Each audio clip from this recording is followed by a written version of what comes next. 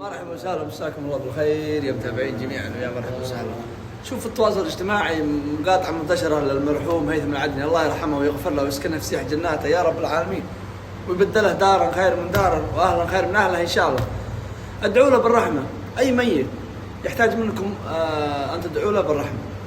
فبعض منكم يعني بعض من يشوفوا في التواصل الاجتماعي بشكل كبير صراحة ماخذين هذه القضية مثل المحتوى، يعني القضية عند القضاء والله يرحمه تم تنفيذ له بالحكم، هو بريء ما بريء هذا كل شيء عند القضاء.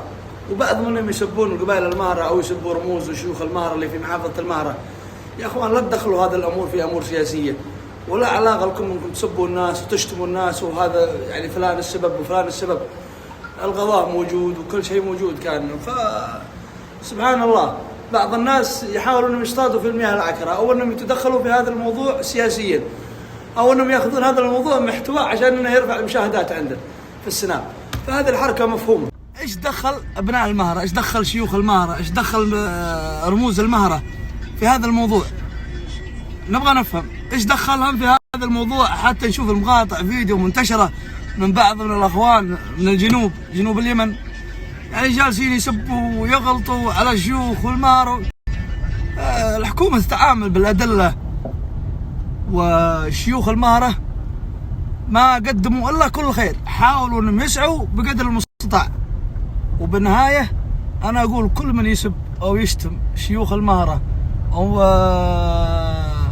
أعيان المهرة جميع فهو لا يمثل إلا نفسه، ما يمثل الجنوب كامل. مو غلطان، وأنت ما يحتاج. فأنت ما تمثل إلا نفسك، وأنت حاب أنك ترفع المشاهدات وتبغى محتوى فقط لا غير، ما عندك شيء غير هذه. ورحمة الله عليهم الجميع، كل المقدم متوفين، هيثم متوفي الله يرحمه والأول اللي متوفى. هل أنتم فقط اللي فيكم رحمة وقلوبكم ما فيها رحمة، والناس الآخرين قلوبهم من حديد وما فيهم رحمة؟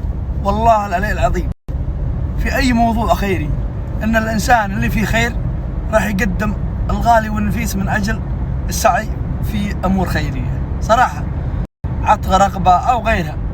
لكن تأكدوا كل تأكيد يا متابعيني ويا كل من يشاهد المقاطع في التيك توك في جميع التواصل الاجتماعي، والله العلي العظيم أن البعض ماخذين محتوى على حساب أهالي المتوفين. فاحترموا أهالي المتوفين، الله يرحمهم، هذا حكم الله سبحانه وتعالى. ايش ذنب الناس الثانيين؟ ايش ذنب القبائل اللي جالسه تسب وتغلط وتشتم القبائل؟ انت حاب ترفع المشاهدات عندك، والله ما بتجيك خير البلوك. ناس تفهم وناس تعرف في هذه الامور، فهذه نفس، فالنفس قويه ما هي سهله. فقدموا الناس اللي يقدروا عليه، سعوا الناس باللي يقدروا عليه. اما تجلس تسب لي شخصيات او شيوخ من قبيله معروفه، فللاسف انت انسان سفيه، فما يرد عليك انسان بنفس السفاهه، ما بيقول غير الله يهديك. ولا تحاول انك تاخذ هذا الموضوع محتوى على حساب الاخرين. فاتمنى من كل متابع يتابعني يشوف هذه المقاطع انه يعطيهم بلوك. هذا علاجهم. هذول الناس يدورون شهرة، يدورون مشاهدات. انا والله ما اتكلم في مثل هذه المواضيع، ولكن شفت الموضوع زاد عن حده. فرحمة الله عليهم الاثنين متوفين، رحمة الله عليهم، الله سبحانه وتعالى فوق، الله يرحمه. مثل هذه الامور بعض اللي عندهم سنابات في مثل هذه الامور، في الاعدام، حكم الاعدام او غيره في السجون، ما يحاول انه يثير جدل في مثل هذه الامور، تزعل الطرف الثاني اكثر.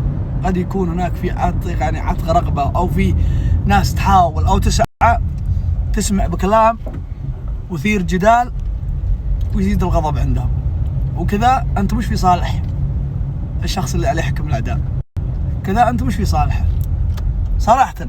ناس تحاول بقدر المستطاع، ناس تحاول انها تسعى من اجل الخير، ولكن للاسف تطلع كلام وتطلع مقاطع هذه قد تكون ضاره لهذا الشخص. فالواحد دائما يدرس الموضوع وينتبه، ما يتكلم في اي موضوع ويخليه بس فقط محتوى له في سنابه، وما يفكر بالشيء الثاني.